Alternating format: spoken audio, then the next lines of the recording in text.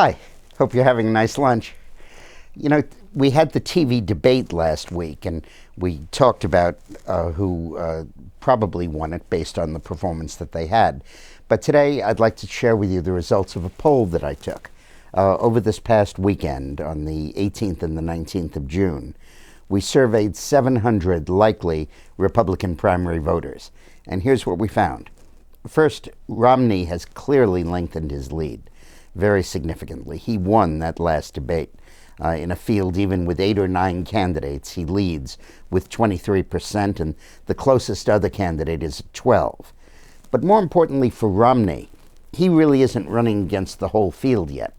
He's running against the sort of establishment centrist contenders for that berth in the semifinal. Remember, we talked about the primary process as being like a tennis tournament, quarterfinals, semifinals, and then the final in November.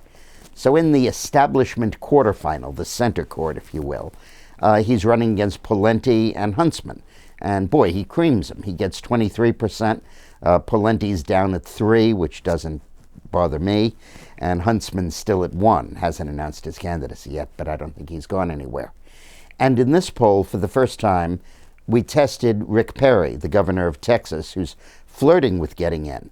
And it indicates that it's not great news for Perry. He opens at 5% of the vote.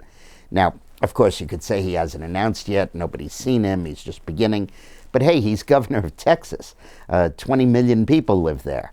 And even in the South, where about a quarter of the South lives in Texas, he's still in second place at 9% of the vote. Actually, third place at 9% of the vote.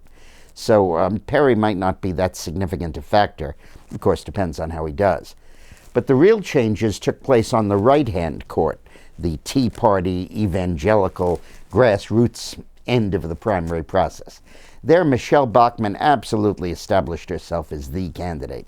She broke out of the pack. She had been at 3% and 4% and 5%, and she soared all the way up to 12% of the vote.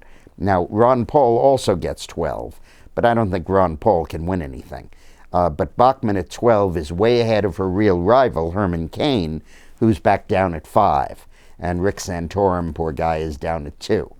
So it's beginning to shape up, as we talked about a few weeks ago, to be a Romney versus Bachmann semifinal, with Romney representing the establishment and Bachmann representing the insurgents.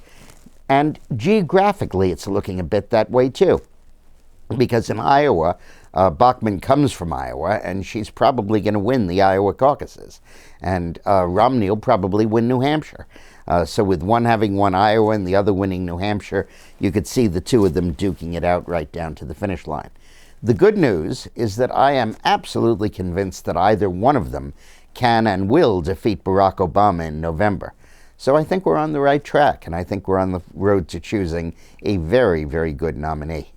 So have a nice lunch. Thanks for listening. See you tomorrow.